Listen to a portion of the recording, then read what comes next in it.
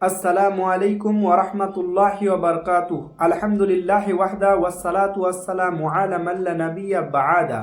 ফাউযু বিল্লাহি মিনাশ শাইতানির রাজীম। বিসমিল্লাহির রহমানির রহিম।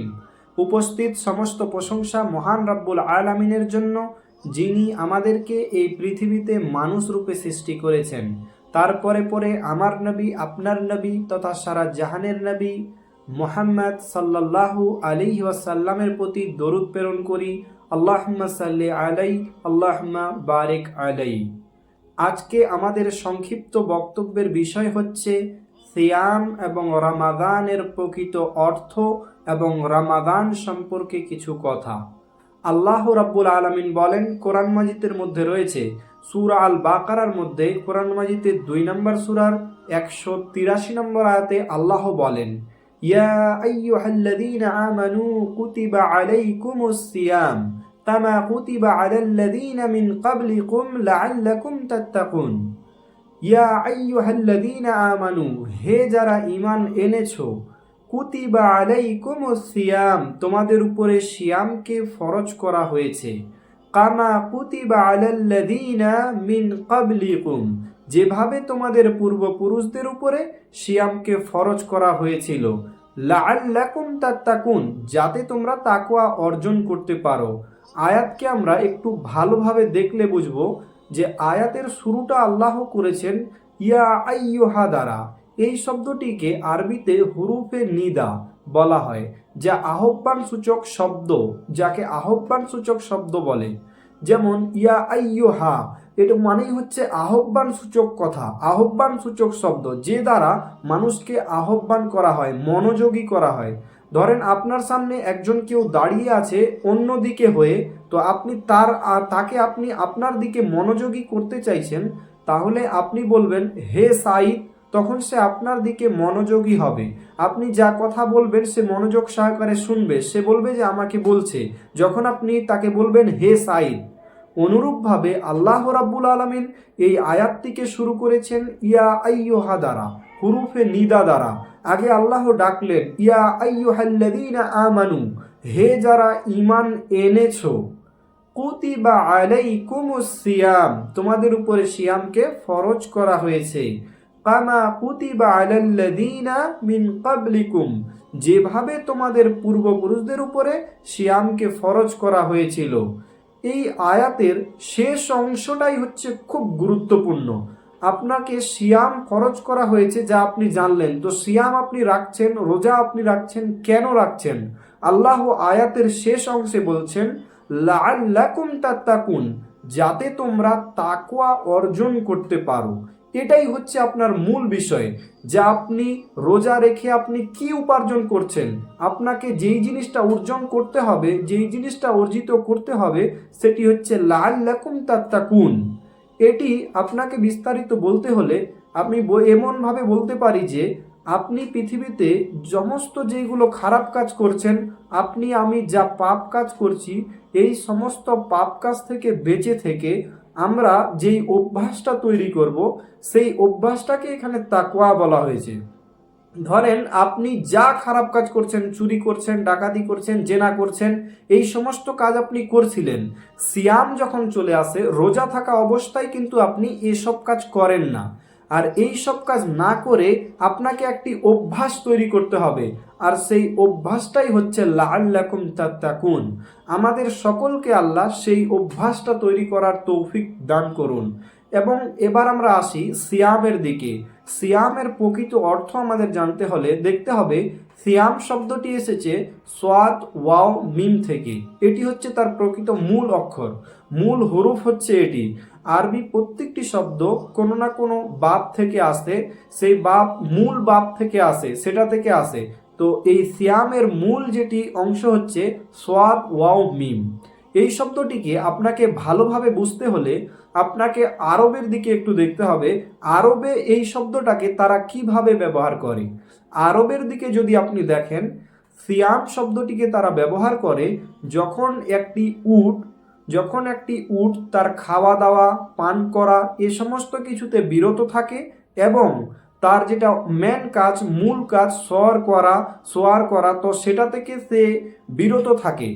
তার মূল কাজ থেকে এবং তার খাদ্য থেকে, তার পান করা থেকে যখন সে বিরত থাকে, যখন সে বেঁচে থাকে, তখন তাকে তারা বলে খায়রুন সিয়াম।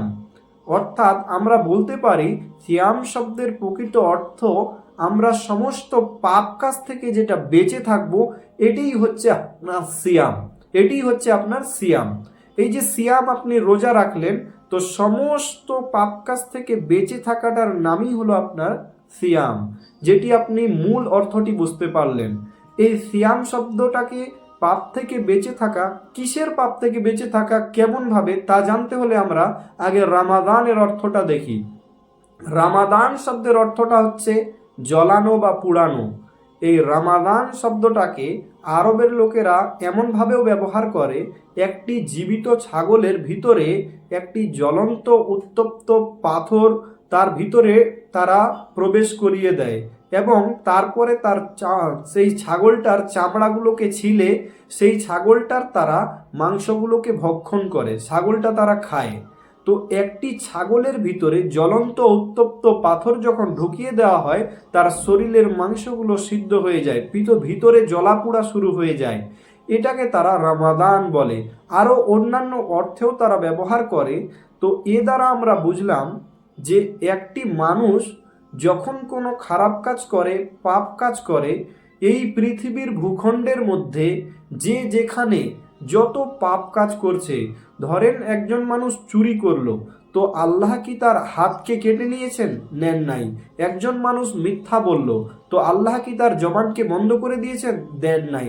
একজন মানুষ মানুষকে ধোঁকা দিল, আল্লাহ কি তাকে অবশ করে দিয়েছেন? দেন নাই। এরকমভাবে পৃথিবীতে যতগুলো পাপ রয়েছে, সমস্ত যে পাপ যা মানুষ করে, সেই পাপগুলোর আসর, সেই পাপগুলোর প্রভাব মানুষের ফিজিক্যাল শরীরের মধ্যে পড়ে না।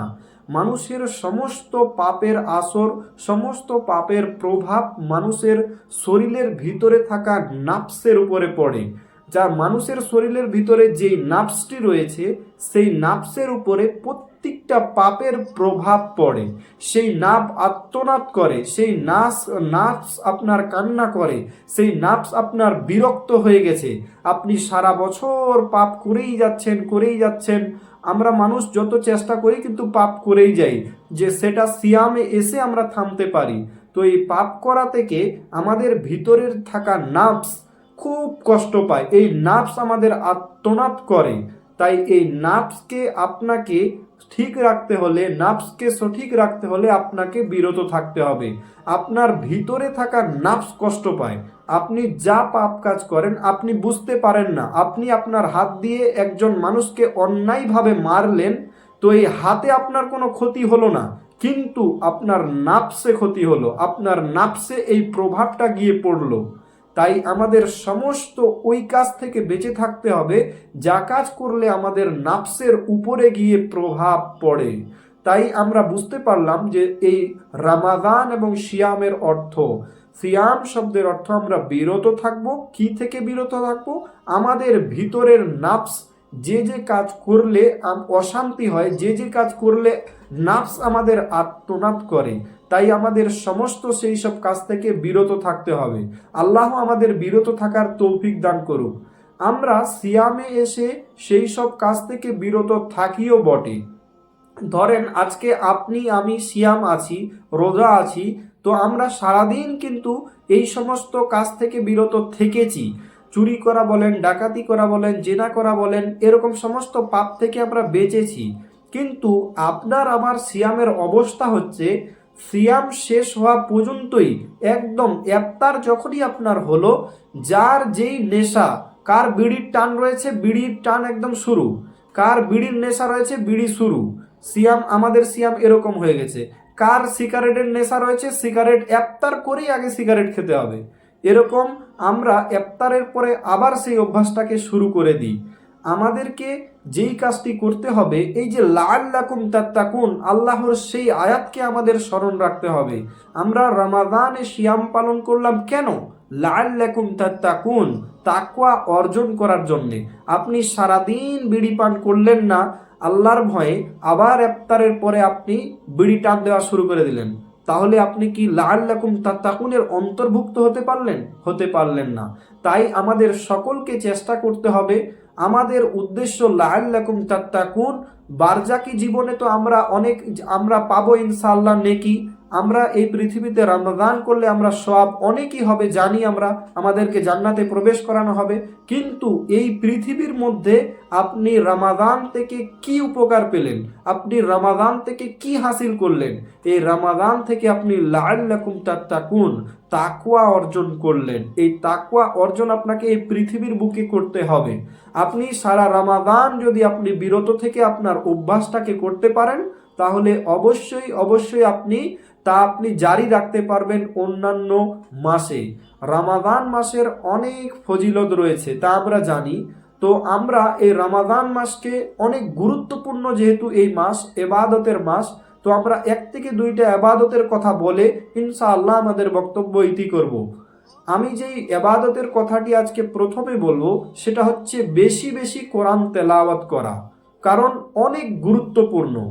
কোরআন নাজিল হয়েছে, আল্লাহ বলেছেন সূরা বাকারার মধ্যে যে এই কোরআনকে নাজিল করা হয়েছে রমাদান মাসে। আমাদের আপনার মাঝে যেই 12টি মাস রয়েছে, এই 12টি মাস মুহররম, সফর, রবিউল আউয়াল, রবিউল সানি, জামাদিউল আউয়াল, জামাদিউল সানি, রজব, শাবান, রমাদান, শাওয়াল, জিলকদ, জিলহজ, এই যে 12টি মাস রয়েছে, এই 12টি মাস কোনো মানুষের তৈরি করা নয়। এই 12টি মাস মহান রাব্বুল আলামিনের পক্ষ থেকে। এই 12টি মাস আমাদেরকে মহান রাব্বুল আলামিন দিয়েছেন। আর এই 12টি মাসের মধ্যে সবচাইতে উত্তম মাস, সবচাইতে ফজিলতপূর্ণ মাস বলে আল্লাহ গণনা করেছেন রমাদানকে। এবং আমাদের অনেক রাসূলগণ এসেছেন, 1 লাখের অধিক রাসূলগণ এসেছেন। আমরা জানি আল্লাহর প্রিয় বান্দা যেগুলো, আল্লাহর প্রিয় হচ্ছেন রাসূল। এবং আমরা ইবাদত করে আল্লাহর প্রিয় হই, আর আল্লাহ রাব্বুল আলামিন রাসূলগণ পছন্দ করেন, রাসূলগণকে ভালোবাসেন, রাসূলগণকেও ভালোবাসেন। তো রাসূল আল্লাহর প্রিয়, তো রাসূল অনেক রয়েছে। এই সমস্ত রাসূলগণের মধ্যে সবচাইতে সম্মানিত, সবচাইতে মহান এবং সবচাইতে চূড়ান্ত রাসূল হচ্ছেন মুহাম্মদ সাল্লাল্লাহু আলাইহি ওয়াসাল্লাম, শেষ রাসূল। আল্লাহ রাব্বুল আলামিন তিনাকে কোরআন দিয়েছেন। যিনি সবচাইতে মর্যাদাপূর্ণ রাসূল, তাকে দিয়েছেন আল্লাহ কোরআনুল কারীম।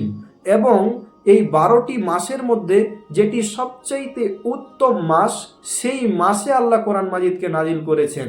এবং সেই রাতে নাজিল করেছেন যেটি অনেক ফজিলতপূর্ণ রাত, যেই রাতের কথা আল্লাহ রাব্বুল আলামিন সূরা কদরের মধ্যে বলেছেন ইন্না আনজালনাহু ফি লাইলাতুল কদর, নিশ্চয়ই আমরা নাজিল করেছি লাইলাতুল কদর, কদরের রাতে।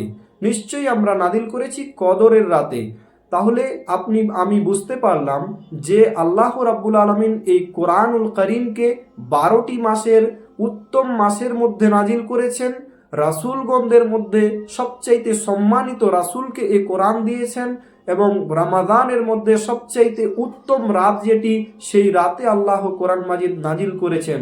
তাই আমাদেরকে অবশ্যই কোরআন মাজিদকে বেশি বেশি পড়ার চেষ্টা করতে হবে। না পারলে আমাদেরকে যে কোনো মূল্যে শিখতেই হবে।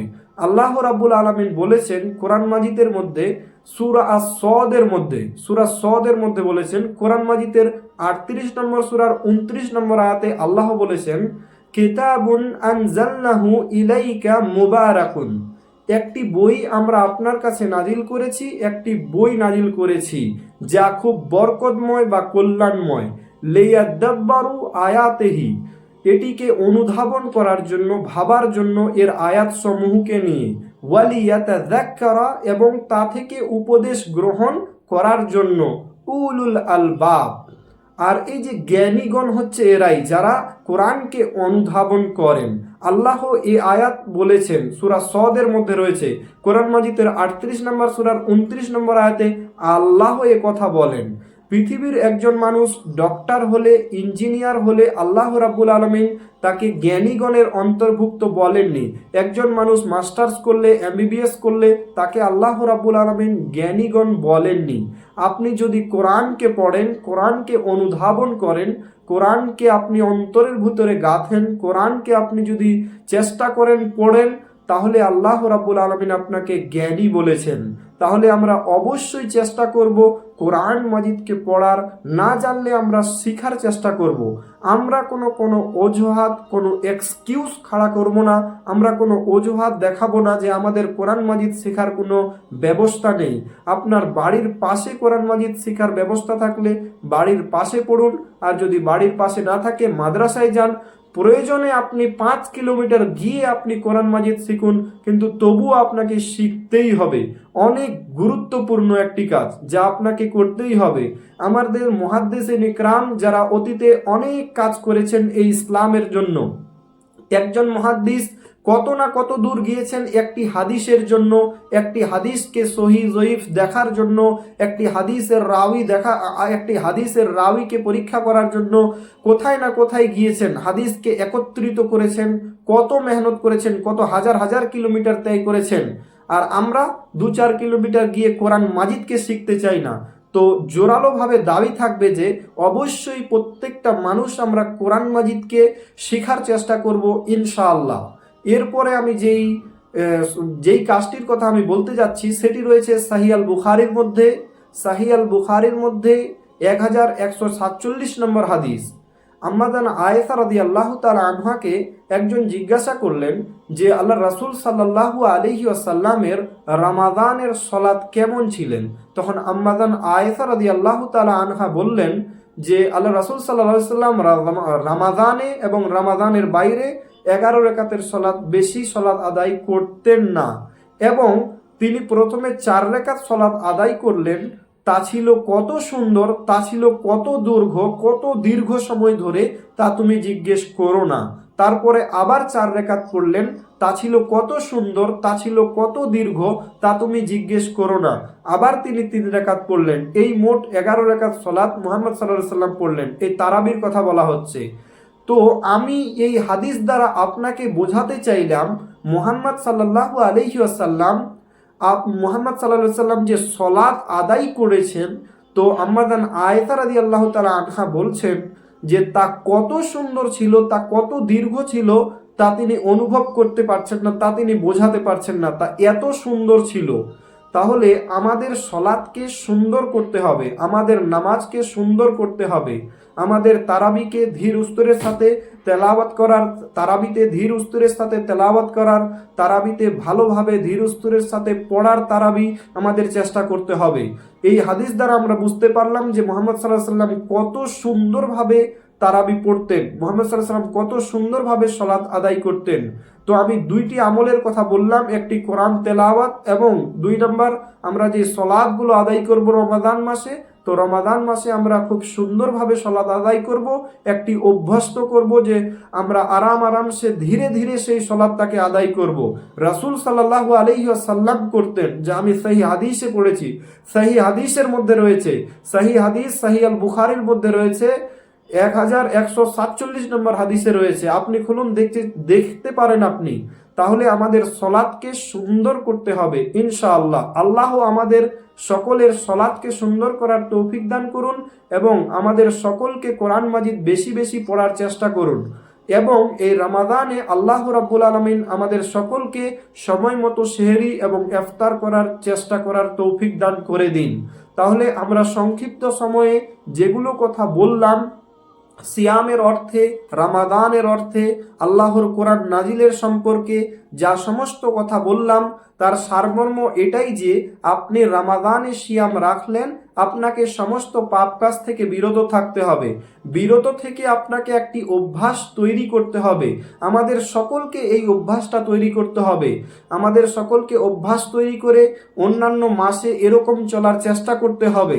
তার মধ্যেও যদি কোনো গুনাহ হয়ে যায়, তখন আমরা আল্লাহর কাছে ক্ষমা চাইব, ইনশাআল্লাহ ক্ষমা হবে। ইনশাআল্লাহ আল্লাহর কাছে ক্ষমা চাইলে ইনশাআল্লাহ ক্ষমা হবে।